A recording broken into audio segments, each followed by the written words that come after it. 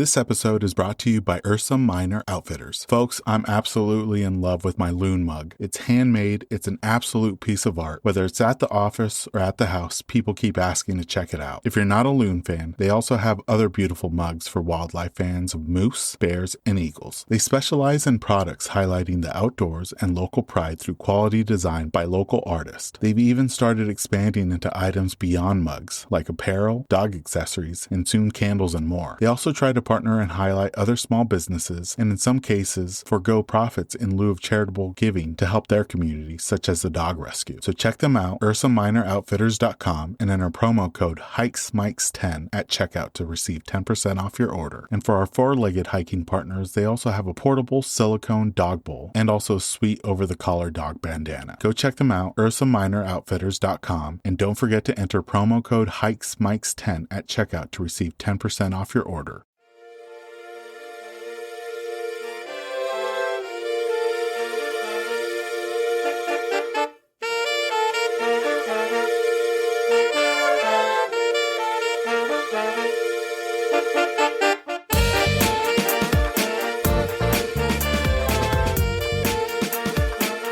Welcome, everyone, to the latest episode of the Hikes and Mikes podcast. I'm your host, Ivan, and I'm excited to share this new season of the podcast with you. With both fall and winter arriving in the Pacific Northwest, it's time to store the mobile recording studio. This season, we'll be switching things up and interviewing some of my favorite hikers that I follow on Instagram virtually. We're following a similar format to season 1, where the first part of the episode focuses on the guest and their hiking adventures, and we're still going to end each episode with a speed round of this or that questions, all related to hiking. We have another great guest who's traveling the country and hiking to some amazing places along the way. Her name is Lil. You can follow her on Instagram at The Good Flaw. I had a great time chatting with Lil on this episode. We learn about what it's like to hike in and around Michigan, visiting Salem, Massachusetts during Halloween, and her special four-legged hiking partner, Little Man. Without further ado, let's jump into this episode with our guest, Lil.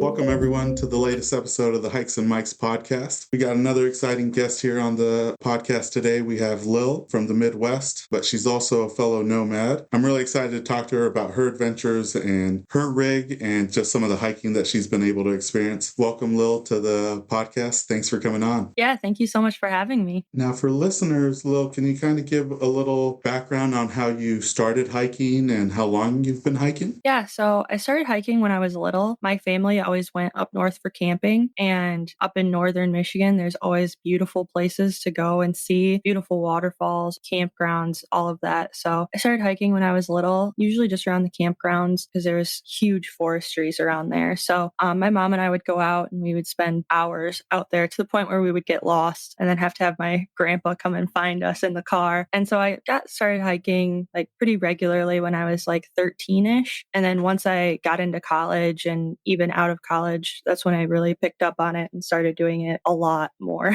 A lot more. And being originally from Michigan, I feel like Michigan and just the Midwest in general sometimes doesn't get the attention that, you know, the Southwest or the West Coast. But you guys, especially having the Great Lakes, you know, right next to you, have some beautiful state parks along just the lakes and shores, but also inland. What's it like hiking in Michigan? And maybe what are one or two of your favorite hiking spots in the state? Yeah, so Michigan is so underrated. It's beautiful there. There's so many lakes. I mean, obviously we have the Great Lakes and those are beautiful. They're all different, but there's also so many like inland lakes too, like little lakes. I think everyone I know has a boat on like a little lake in their neighborhood. So that's like the thing to do there, but it's a beautiful state. The fall there is, you can't find better fall colors there, but my favorite hiking spots are usually we go camping in Mackinac City, which is up at the top of the thumb right before you go into the northern peninsula. And so we always go hiking there. And at Wilderness State Park, they have miles of hiking trails. And so they're definitely one of my favorite hiking spots just because you could spend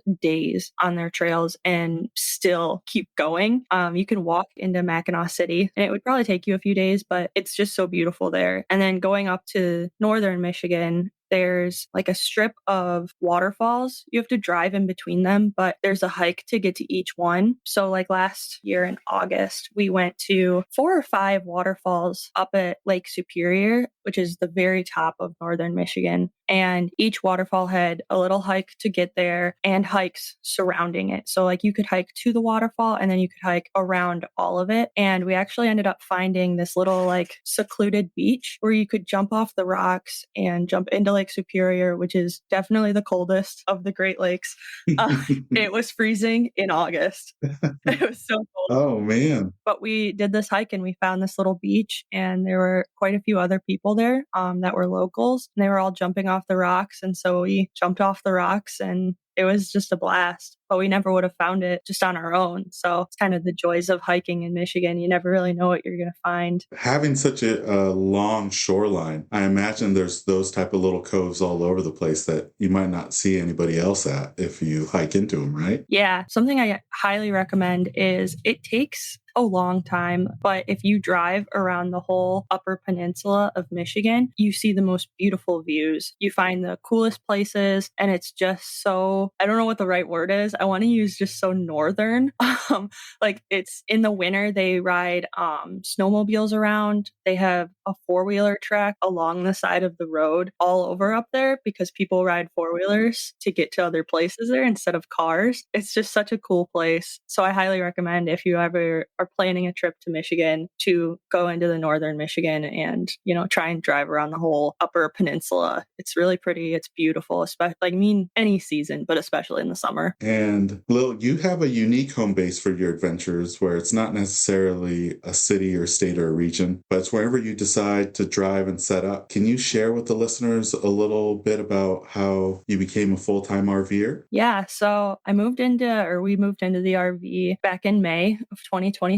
So it's still kind of new, but we've gotten to see so many amazing things and go to so many great places. We got into it because I had recently quit one of my jobs. My boyfriend was working from home and we were living in Florida, and our lease was about to end, and we were like, well, we could move back to Michigan, but we could also move back we lived in Pennsylvania for a while and it's beautiful there as well. Could move back to Pennsylvania. We could move to Salem, Massachusetts. We could move to Colorado. And we were just having such a hard time picking where we wanted to move because up until that point, we were moving every year, every 6 months, and it was exhausting. I mean, moving an entire like 2-bedroom apartment or house, moving is exhausting. It's expensive to move. So we just kept rattling for like months. We were trying to figure out where we wanted to go and like live for a while and move into like a house or something a little bit more permanent. And, you know, I kept joking around that we should just buy an RV and live out of that. And then we can live wherever we want. And then one day, I guess one weekend, my boyfriend was like, well, if you want to move into an RV so bad, let's go look at some. And I was like, no, because then we're going to buy one and we're not ready. We don't know all the things yet. And he was like, no, it'll be fine. Let's just go look at them and we'll just look. Of course we get there and then we find the one that we wanted. And like we looked at a couple and then we're like, wow, this one's great. We love this one. And then they were like, okay, so do you want to like write a deal now? And we were like, no, we're not ready. Like we have to sell my car first. And then we had to figure out what we're doing with his car. And they're like, oh, well, you can trade your car in. And we're like, what? And they're like, oh yeah, you can trade in anything that has like a VIN number. We took in a boat last week. Like somebody traded in their boat for an RV and it was just so funny. And so they made us a great deal on my car and we left without my car and we ended up buying the RV. And about 2 weeks later, we went and signed the paperwork and we're like, man, what did we do? and then and then we started planning. We're like, okay. I mean, we had some plans in place. We had budgeted and stuff like that, but definitely weren't as prepared as we could have been. But it makes for a great story. You know, we just kind of dove into it head first and never looked back. So how awesome. And can you share a little bit about your rigs and how you kind of came to choosing the RV that you did? Yeah. So we kind of think of it as our starter home. At the time, didn't have a lot of money to spend on it. Neither of us have ever lived in an RV. We have never lived in an RV.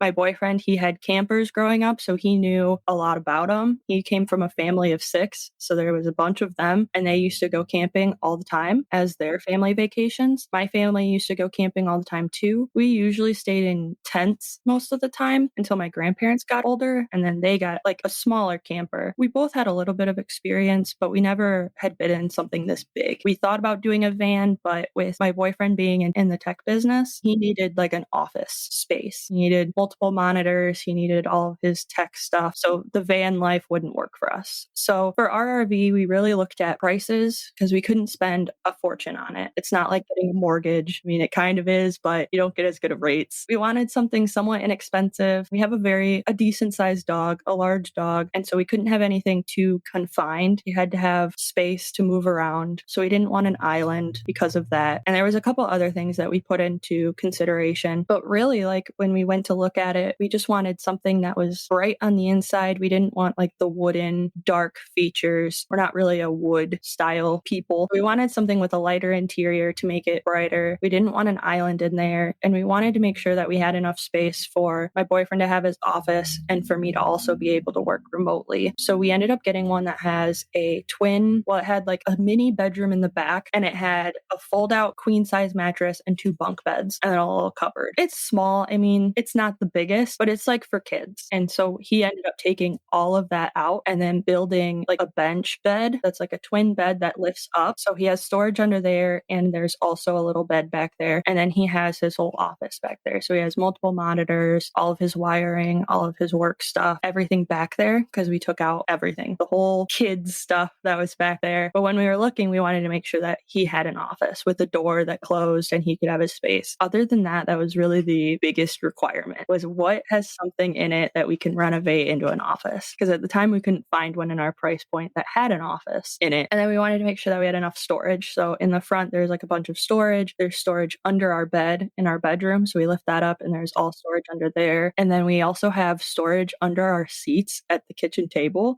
So like this lift up and there's like storage under there, which I think is so cool. um, when they like lift it up, they're like, oh, check this out. And they like lifted up our like kitchen chairs and the seats lifted up. And we're like, oh my gosh. Or like mind No blown. kidding. Like, this is the coolest thing ever. There was only like a couple things that we were like, we need to make sure we have these things. And then, you know, we kind of just went with our price point after that. But we ended up going with a Forest River impression. Like the most common one is a Forest River, like Salem edition, but those ones all just seemed too small. So we ended up going a little bit bigger than that. Our next one, we've already picked it out. We really want a Montana next. Okay.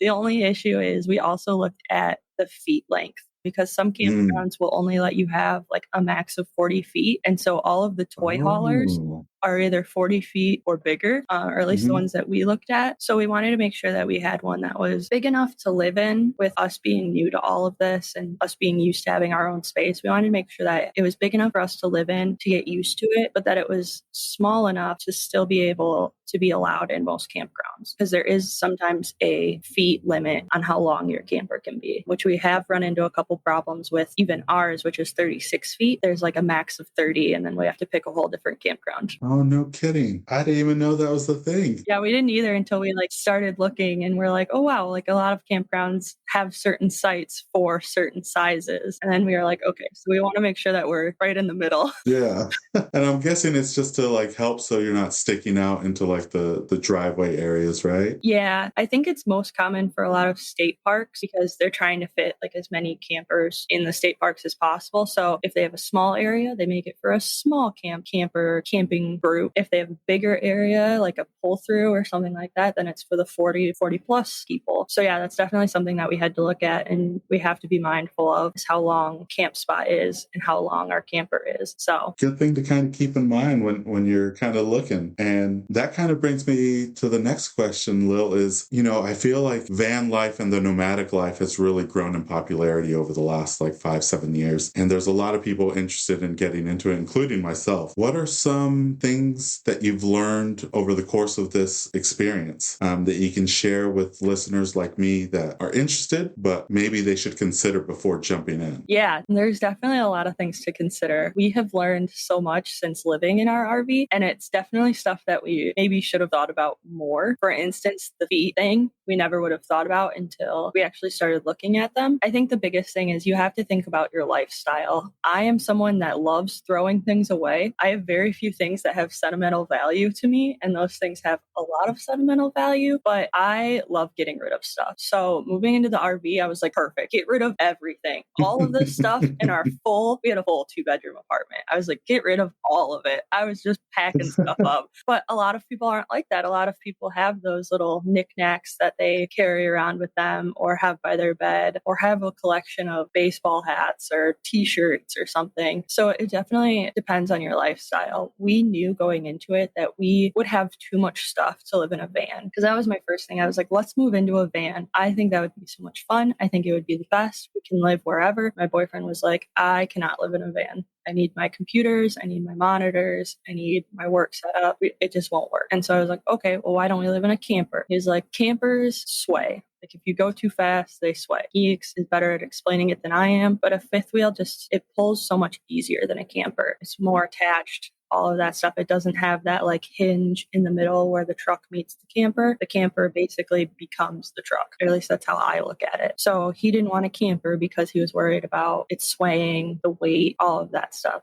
So then we moved up into an RV. I was like, okay, well, this is it. Either we get an RV or we're going back to like the house idea, because I don't want to get something that you drive unless it's a van, like a motorhome. And so it really just depends on how you live your life. Can you be someone that's detached from your friends, your family, and move, across the country for months at a time without really anybody else and making new friends? Are you somebody that can get rid of, a lot of your stuff in order to fit into a confined space? It really just depends on what you can do. Or is it better to have that small house and have that apartment and be able to use the money and travel and fly places and do it that way? I mean, there are so many different ways to travel nowadays that I think it really depends. But also another big thing is it worth to you spending the money on a newer used camper, a newer used truck, having a truck payment, having house quotation mark payment? We call our RV our house. So we think of the truck and the RV as a mortgage, because together they realistically are, because we bought them both brand new. So there's just a lot of things you have to think about. Do you want those extra payments? Do you want to get something used that you might have to fix? So yeah, there's just so much that you have to think about. And that's really just even touching the surface. I mean, I could go on for days about all of the things that we've learned and all of the things that people should think about. But really, it was a big transition for us, just having to budget more, because, you forget about the cost of campgrounds or the cost fluctuation of diesel or gas. So there's been multiple times that, we have gotten to a campground and we're like, perfect, we budgeted out perfectly. And then we go to leave and go home and we're like, oh crap, we forgot to budget the diesel to get to the next place. And so then we stay, a little bit longer because we forgot to budget that part. And so budgeting is our best friend. We budget everything from dog food to diesel. So usually saves our butt a couple times, or has gotten us in trouble a couple times. So there's so much to think about, and we probably should have thought about it more. But like I said, we dove head first and never looked back, and we're just learning on as we go, all of the things On the fly. Trial by fire. Yeah. And that's a really good point that you made, because when I think of van life or nomadic life, that's something that I never really considered. Is you're not going to have gas or diesel at the same price throughout the year. Like, you can have the big sways where it's $1, $2 more, and that really changes your budget and maybe even kind of limits you on how far you want to travel, because knowing that, you might have to pay a premium to reach that destination. So that's a really good point to kind of consider. Yeah. Like, for instance, when we went home for Christmas, we're currently in Tennessee, the southern part of Tennessee. And down here, diesel is $4.20 something. And over Christmas, we went back up to Michigan. It's like $6 there still. And we were like, oh man, we're like, this is painful. That's a huge difference. Yeah.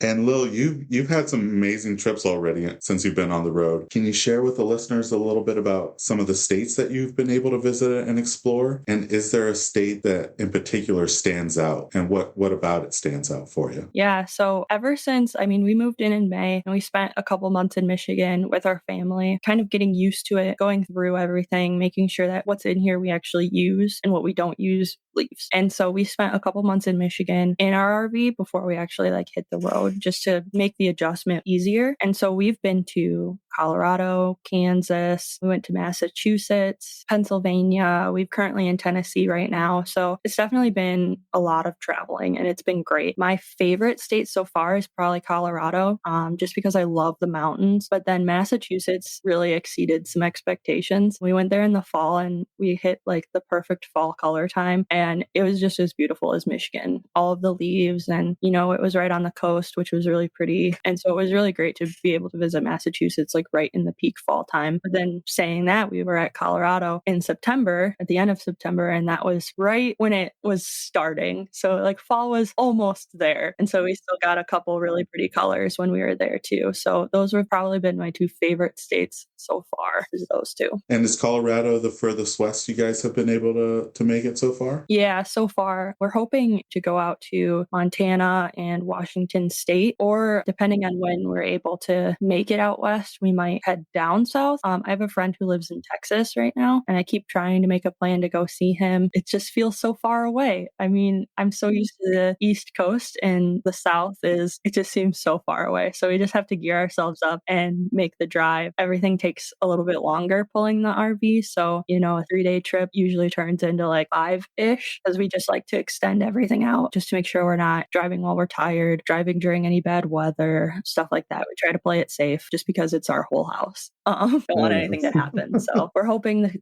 make it out to like Arizona and Texas or Montana and Washington. We'll see if we go north or south first, but we're hoping to head west by the end of 2023. And yeah, Texas on its own, I've only driven half of the state, but even that half, it just seems like it takes forever to cross it off. Yeah, it's huge. And so he lives like in the middle of Texas too. So I'm like, oh man, it's like a whole 2 days just in Texas before we even get to you. I was like, why? Like, so big.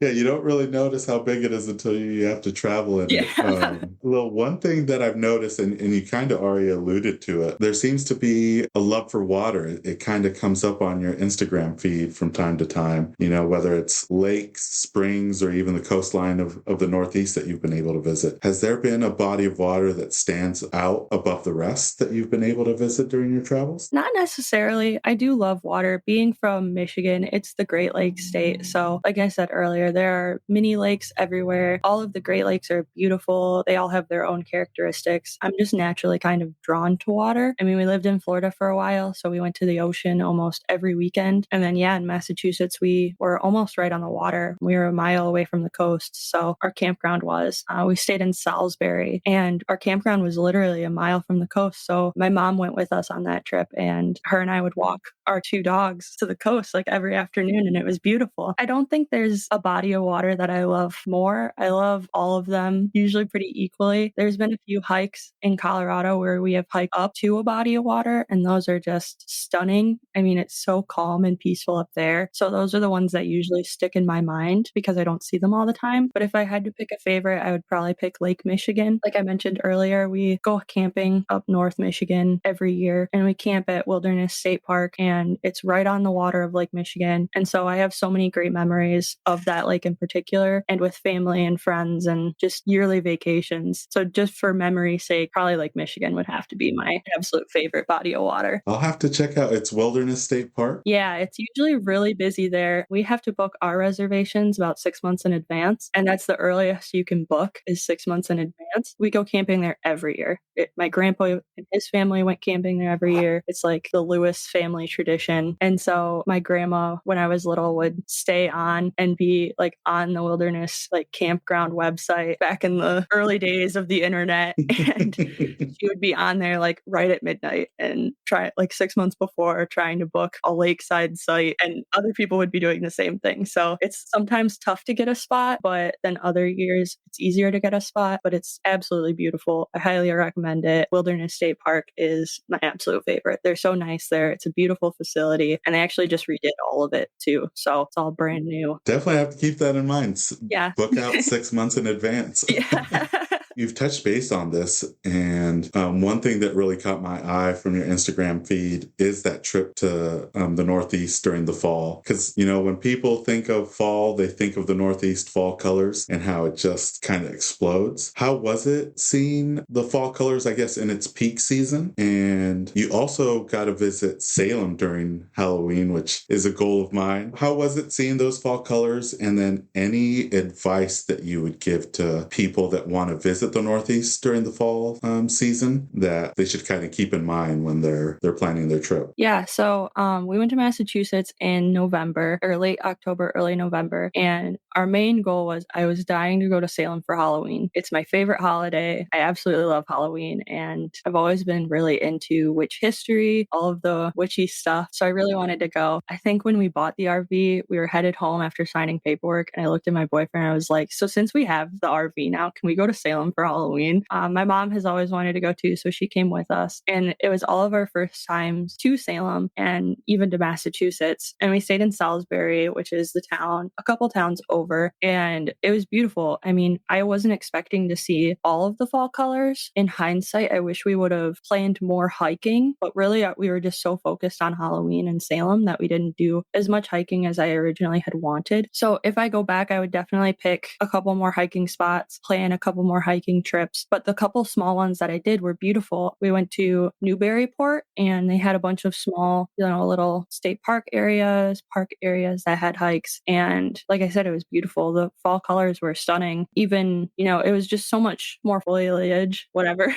But there's so many leaves and so many different colors and beautiful trees that I'm not necessarily used to seeing. So the fall colors were beautiful. There was so much more yellow, I feel like, than we get in Michigan. Usually Michigan, I feel like we get a lot of red and orange, but there was so much yellow and still even some green, which blew my mind because it was, November. Like I said, if I'm going to go back, I would plan some more hiking. I think everyone should go visit New Hampshire and Massachusetts in the fall. It should definitely be more of a destination because it's beautiful. I mean, especially along the coastline, we drove up the coastline and the fall colors on one side of the road and then the ocean on the other was beautiful. So I highly recommend it. I think everyone should visit the East Coast for the fall. Yeah, and I think you kind of timed it out perfectly because I think it was a video that you posted, but it was very unique because the ground was covered in all the leaves, but then you still had leaves on the trees, so you were kind of just like immersed in all the colors. Oh yeah, it was like the leaves were like consuming. The trees were still full, but then the ground was covered. And I was like, there's still like so much more fall here, but it already looks like it's been fall here for months, obviously. So it was beautiful. Yeah, I loved it. It was such a calming feeling. Fall is my favorite time of year. So hiking in the fall just like brings me so much calm. And so I loved hiking there. It was beautiful. I wish, like I said, I did more of it while I was there. But you did get to visit Salem during Halloween, and I kind of want to talk to you about that. How was it? Did it live up to what you expected Salem to be during the Halloween season? Yeah, so it was a lot of fun. It was packed. It was so crowded because we went the actual weekend of Halloween. In Salem, they celebrate Halloween every weekend for the whole month of October. They have vendors every weekend in their like Central Park area. All of the shops are open later. All of their tours,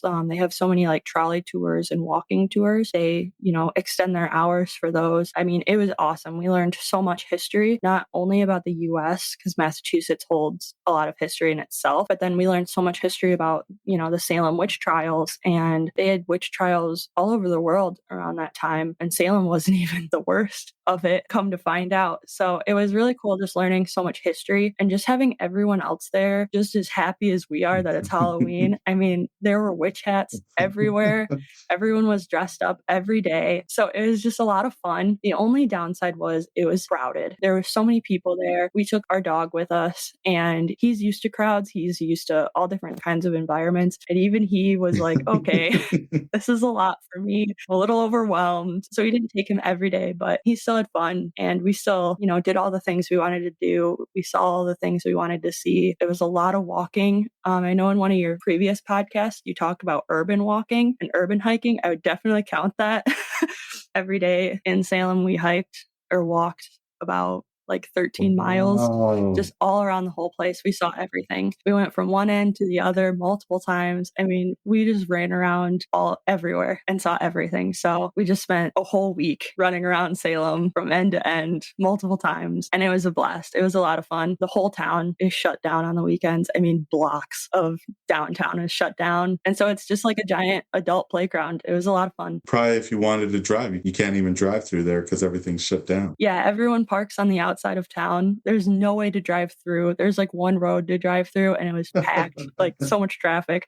So we always parked at the same parking lot and like walked into town like everybody else. And, you know, it was perfect, but it was crowded. It was very busy. Everyone else had the same idea, but everyone was also very friendly. So we didn't have too many problems with the crowd because everyone was just there to have a good time. So that was definitely a good thing. And you kind of alluded to him, but you have a very special and handsome four-legged family member who joins you on the road and on hikes. Can you share with the listeners a little bit about Little Man? Yes. So Little Man, he is my perfect little boy. He is a 72-pound liver spotted Dalmatian. So he has brown spots instead of black. He is therapy dog trained. My grandma does therapy dog certifications. So, you know, he was trained as a therapy dog so he can go into nursing homes and stuff like that. He is such a good boy. He goes everywhere with us. Like you said, he loves hiking. He loves walking through cities. He loves attention. He's not too much of a water dog, but in shallow rivers, he'll run around. But as soon as it gets up to his chest, he gets a little nervous because he doesn't think he can swim. So he's definitely an interesting character, but he's the best. He's such a good boy. He gets a little bit of anxiety sometimes, but usually he just wants me to try and pick him up, which I can't because he's too big, but usually he just wants me to pick him up and cuddle him, and then he's fine. So he's a very good boy. I love him. It's perfect. If listeners get a chance, please check out Lil's Instagram to see some great pictures of Little Man. You got him as a puppy, and he was, I think there's a picture of him on your lap when you first got him. And does he still kind of see himself as that lap dog, even though he's now 72 pounds? Yes, he does. It's a funny story because I got him from some family friends when I was in college, and they just so happened to have Dalmatian puppies, and I got to pick him out at 4 weeks, and I brought him home at 9. And when I picked him out, she's like, oh yeah, he'll have quite a few spots. He'll be medium sized. His dad is like 60 pounds. His mom is 50 pounds. So he won't be too big. And then I went to pick him up, and I remember this day like so clearly because I was so excited. I couldn't sleep like that whole week because I was getting my own first puppy. I went to pick him up and they were all outside, all the puppies in like this little, pen. And she points in the middle and she was like, it's the big one in the middle. And he was huge. I mean, he had to weigh at least 20 pounds. And he looked, I'm sure a lot of people have seen the cartoon 101 Dalmatians. He was the fat one. I think his name's Rolly. He was the one that's always like, I'm hungry, mother, I'm hungry. That was him. I looked at her, I was like, you're joking, right? And she was like, oh no, he's the big one. He always he'll sit in the food bowl and won't let anyone else get it. And then he will eat it all as he's laying in it. I was like, fantastic. Like, can I pick a different one? Are you sure that one's mine? I didn't plan on him being that big. And yeah, he took up my whole lap. The picture you're talking about is on our way home after picking him up. My friend went with me and she took the picture because he just cried in the back seat. So I pulled over and I put him in my lap. It was only a couple miles to home and he was huge. I mean, and then he just kept growing and growing. And, he hit 60 pounds by the time he was 9 months old. And I was like, please stop growing. Please stop. You weren't supposed to get this big. And then he just kept getting bigger and bigger. And all of my vets said that he's the biggest Dalmatian they've ever seen. It's not like he's fat or anything. He's just tall and long. He's a giant rectangle. I measured him a couple months ago from the floor to his shoulder and from, his nose to the edge of his tail. And he's literally a giant rectangle. He's the same distance high as he is long. Oh, no kidding. Giant rectangle, yeah. He's a big boy. And I had a name picked out for him, and I always just called him Little Man. So that's what he responds to. And I ended up having to change his name because he doesn't listen to anything else. So now he's the Little Man. He's the big little man. He does have his own Instagram too. He's much more popular than I am. But yeah, he's a very goofy boy. He's a very good boy. And I absolutely love him. Yeah, he's a good looking looking dog. And like you said, from the pictures, he doesn't look big, but like once he gets like next to you, or like there's something you can kind of base his size, he's like, okay, he's like you said, not fat or anything. He's just a large dog, but proportional. He's very tall. His legs just kept growing, and he went through a really awkward puppy stage where his ears and his legs grew faster than the rest of him. So I have a couple like awkward teenage photos of him, and like his ears, like each ear is the size of his face. And then like he has this little body and this little tail and these long legs and big paws. He was a very awkward teenage dog.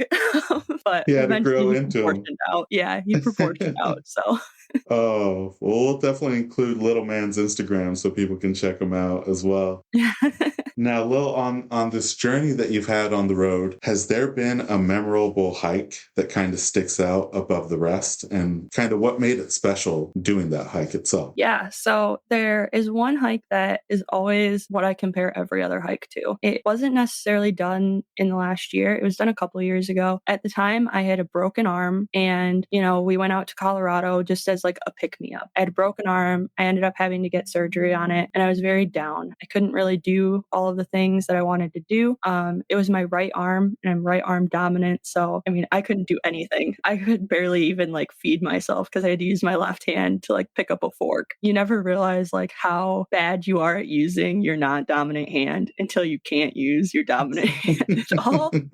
So I broke my arm and I was very down. I had to take time off work. I couldn't do anything. So my boyfriend planned for us to spend a week in Colorado, and we wanted to do some hiking, but we didn't want it to be like too extreme because I had a cast. And so we planned this hike. It was the Booth Lake Trail out near Vail, Colorado. And when we looked, the AllTrails map told us that it was like, I can't remember exactly. I think it said it was like 3.5, 4 miles, an easy to moderate hike or something like that. And then there was a waterfall. And so we were like, okay, well, we'll just take it easy. We'll spend the whole day. Like, we'll be very careful. And so we went out. There were some hikers in front of us, and we heard them talking. Oh, the waterfall's up here, and then it's another like 5 miles. We're like, what are they talking about? Like, we thought it was only to the waterfall. And so we asked them, and the whole hike, like from start to end, it was an out and back. And they told us that the whole hike is 10 miles. And going up the mountain, they like told us what to look up in AllTrails. And we looked it up, and like the whole mountain up at the top, there was a lake, beautiful lake surrounded by mountains in this dome. And so we got up to the waterfall and we were like, oh, like, should we go? Like, should we do it?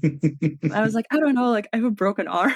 Like, if I fall, I'm screwed. We like sat at the waterfall for a while. And then me being very outgoing and was like, let's do it. Like, screw it. Let's hike another like 6 miles up to this lake. So we ended up doing it, and it probably wasn't the best decision, but it was my most memorable hike because it was beautiful.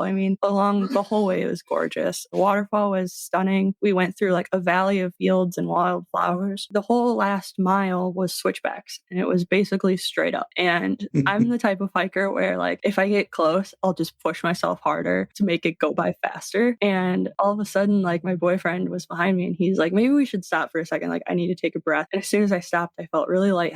And I was like, I need to sit down. And we ended up having to sit there for like a half hour because I couldn't get rid of this lightheaded feeling once I stopped. And I kept telling myself, I was like, I have to keep going. Like, we're so close. Like, I don't care about anything else. It's like, I'm not hiking 9 miles and be able to see where like the lake dome is. Cause it was on top of the switchback and then in this dome of mountains. And I was like, I did not hike all this way to not make it to the top.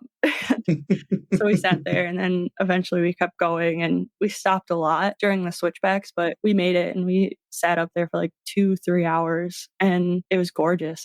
It was so worth the struggle getting up there. And then going back down, my boyfriend went ahead of me, and he like grabbed my hand for like every step to make sure that I didn't fall and re-break my arm. And so it's my most memorable hike because it was so unexpected. And yeah, there were some hiccups along the way, but it was just so beautiful. And so I compare every other hike to that one because it just had so many unexpected things happen. And even the end was a beautiful, unexpected view that we weren't really planning on having. So, and I think we've all been there, Lil, where AllTrails kind of leads us astray a little bit. And I think you're right.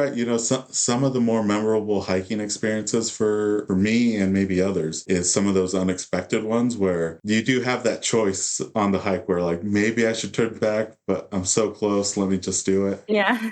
Yeah. And, sometimes it pays off, sometimes it doesn't. But it becomes a memorable experience along the way. And the place that you describe, it sounds unbelievable. Do you think maybe the elevation kind of caused some of the lightheadedness once you started kind of climbing up into the mountains? Yeah, definitely. And I think it's just because I was pushing myself so hard. And once I did stop, I could feel, it's horrible to say it, but I could feel my arm like pulsing in the cast Oh, because I was just like, I was so dead set and determined to make it up to the top that I was just like going and going. And then as soon as I stopped, I was like, maybe I should have slowed down. Like maybe I shouldn't have ran up this mountain trying to get it done like as fast as I could before I noticed. Because my idea was yeah, like, if I do it fast, then I won't notice anything else. Like I won't notice the elevation. gotcha. And it was Yeah. such a like not smart thing to think about, but that was my mindset. I was like, if I just do it and get it done, it's done. And then we're there and it'll be beautiful. And I definitely should have taken my time, but it makes for a great story. So No, definitely, definitely.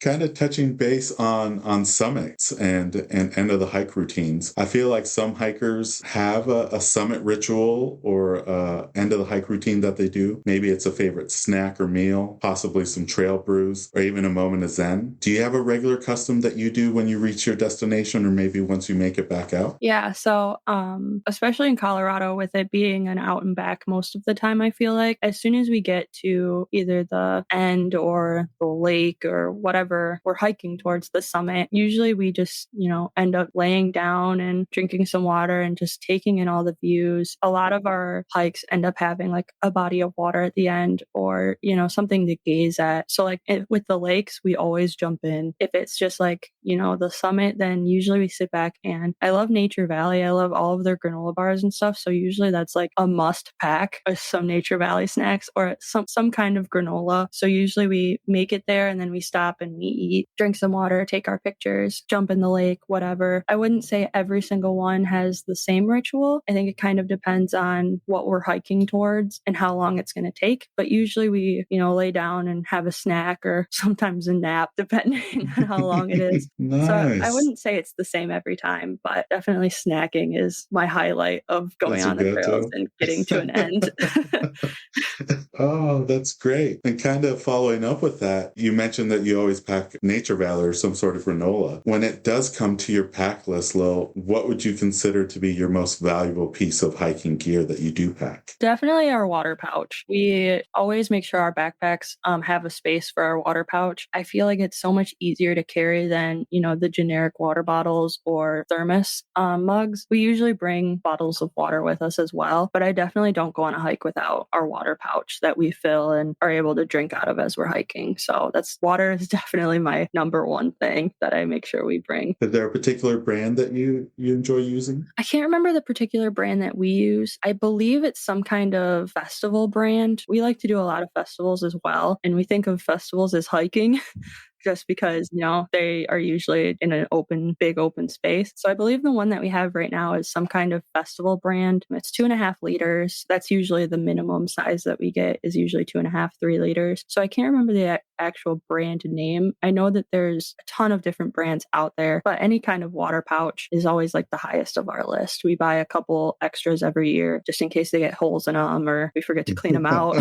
But yeah. Throughout all your hikes and travels, Lil, has there been any close calls, whether it's, getting lost or nearly getting lost, maybe an unexpected wildlife encounter, or maybe Mother Nature threw you a curveball? Have you had any of those experiences on the road or on hikes? Yeah, so we've had a couple different Mother Nature incidents, either with massive storms or unexpected rain, and we ended up getting soaked. When we lived out in Pennsylvania, before we bought the camper, we would go hiking there, and all of a sudden it would rain. It would be bright, sunny skies, and all of a sudden it would rain. And so we got wet a couple times out there. There's been also a couple times where we've gone on hikes and have gotten lost. It's been a couple times, especially like the trails up in northern Michigan. We would be hiking and hiking, and all of a sudden it would look not like we were on a trail anymore. And like, are we going the right way? And then we would have to pull up AllTrails and find our trail. And then we'd realize, oh, we're like miles off trail. We have to hike back. So yes, there have definitely been some times where we've either Mother Nature or ourselves have gotten us astray. That AllTrails trails. I feel like I wish there was a way that hikers could update the trail as they're on it, because sometimes, like you said, things deviate and you think you're on the trail, but you might not be on the official trail. So I wish they did do that where you can update it as you go. I agree. There's been a couple times where like we thought we were on the AllTrails trail and then all of a sudden we're not. And then we have to go find where we're at and how to get back. Now, for first-time hikers that are interested in getting into hiking this year, what advice would you have for someone that's getting started so they have a safe and rewarding experience on the trails? I would just make sure that you have a backpack that can hold water, a couple snacks, because I feel like when I started hiking, we would just bring, mostly just water. If you go on a trail and you end up getting lightheaded for any number of reasons, I have found for me that having a snack like a granola bar or an apple or something like that really brings me like back a little bit. That's just me personally. So for any first time hikers, I would definitely make sure that they have a backpack that can hold, water, a couple of small snacks, a map of some kind, whether it's AllTrails. I know a couple people that hike with just paper maps or like hiking trail maps and stuff like that. So just like for me, make sure that you have like, the couple things depending on how long your hike is. And then also just make sure that you're not over hiking. Like if a new hiker plans on doing a summit hike that's, 6,000 feet in elevation and it's all switchbacks, they might not have a great experience.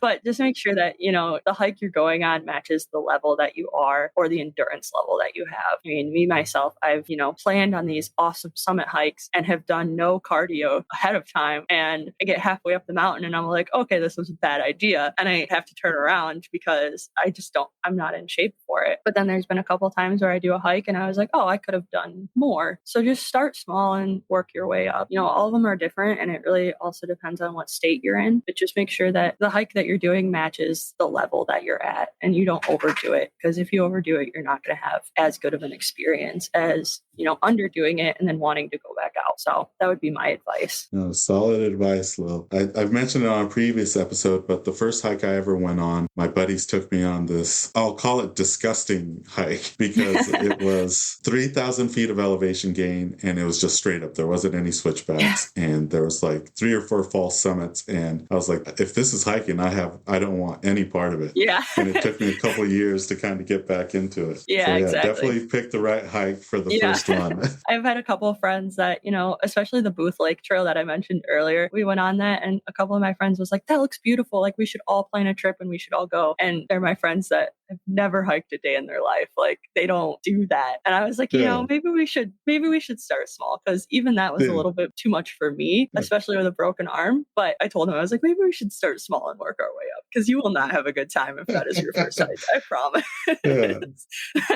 We just started 2023 and you kind of already mentioned it, Lil, some of the travel and hiking goals that you have. But for this year, what hiking goals do you have? And then also what travel goals do you have for the upcoming year? Yeah, so this year we are planning a trip to Colombia, South America. So we're going to go out there and do some hiking out there. My boyfriend is moving there for work for about 3 months. And so while little man will not be able to make the trip just because it is listed as a high rabies. And so getting dogs in and out of that country is a little tricky. So he will not be attending. So I will be going for a couple weeks at a time while my boyfriend is there. And little man will stay with my mom, which is his best friend of all time, is my mom. But I will be going and my boyfriend will be there. And we have a couple hikes picked out there. We're going to the capital of Colombia and it is right along a giant mountain range that looks like it has some beautiful hiking there. So that's one of the biggest ones. We're very excited for that. But then when he gets back, we're planning to go either to Montana or Arizona. We can't decide which part of the out west we want to go to, if it's the northern or southern. We definitely will hopefully skip out of winter next year because we are not snow people necessarily. I like the heat. I like it to be at least moderate. So we're hoping to go either to Montana or Arizona next year or this year. I guess it's already 2023. But yeah, so we don't have any hard set plans other than Colombia. And then when he comes back, we'll, really dive into where we want to go, state we want to go to first. for Washington and Arizona are both very high up on my list. I just have to decide which one I want to go to first. So I still have some decisions to make, but hopefully in the next 2 months or so, we'll have some plans set. Right on. And when I think of Colombia, there's one, and I guess you can call it a hike. I don't know if it's on your list to do, but forgot the name, but it's a giant rock that they've kind of built some stairs that leads to the top, and it's surrounded by different lakes. Is that something that might be on your list? Yeah, I think I've looked at that one actually. It sounds familiar, and I've looked at so many. I mean, we found out a couple months ago that his work wants to send him there for a couple months, and I've looked at so much. I mean, so many different hiking, so many different tourist quotation mark things, but it looks so beautiful. And even the hiking aside, it looks like it just has so much culture there and so many different, avenues to explore. I mean, there's the ocean on one part of it, there's the mountain on the other part of it. There's some beautiful countries around it. And so the possibilities are endless. And so I have just been shoveling this stuff into my brain of all the different things we can do and all the different hikes we can do. But yeah, I'm definitely excited for all of it. I mean, I'm going to take in as much as I can while I'm there. Definitely. No, it sounds like it's going to be an amazing time down there. And I look forward to seeing some of the pictures that you share online of your visits and some of the hikes that you do. Well, that was the end of the regular questions. This next portion of the podcast is the this or that questions, which I'm going to give you two options, all hiking related, and you kind of just choose the one that fits you. Sound good? Sounds great. Here we go. So the first one is ascending or descending? Ascending. Waterfalls or summits? Waterfalls. And switchbacks or straight up? Definitely switchbacks. Trek pulls or freehand? Usually freehand. And do you fill up before a hike or do you fuel up after? Fuel up after. And how about bushwhack or go around? Usually I go around. And do you jump in or do you stay dry? Jump in. 100% jump in. And sunsets or sunrises? Sunsets. Not a huge morning person, so sunsets definitely.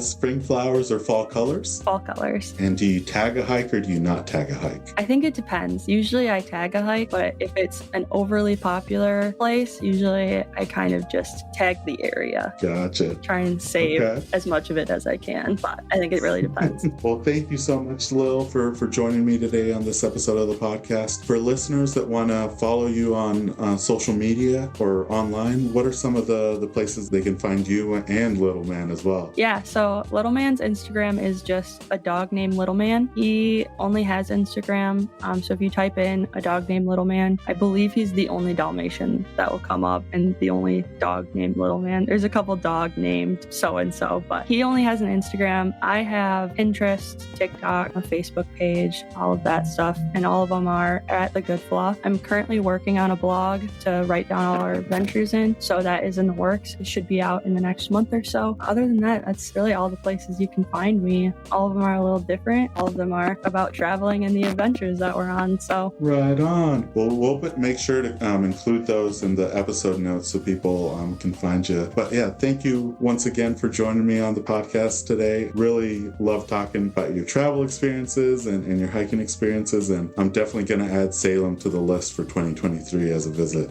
Highly recommend it, and thank you so much for having me. I love talking about all of our travels and sharing it with everybody, so I was really excited when I got to be on your show. Appreciate you sharing your story. Really loved hearing it. Thanks, Lil. Yeah, thank you so much. Thank you once again to Lil for joining us on this episode of the Hikes and Mikes podcast. Be sure to follow her on Instagram at The Good Flaw to keep up with her latest adventures. You can also find her across other social media platforms using the same handle, at The Good Flaw. Links in the episode notes. Thank you for tuning in to this week's episode of the Hikes and Mikes podcast. We'll be putting out new episodes every week through the fall and winter. Be sure to like and subscribe to not miss out on those. Also, be sure to follow us on Instagram at Hikes and Mikes. Catch you on the next one. This episode's music was created by Ketsa. Follow him on Instagram at Ketsa Music.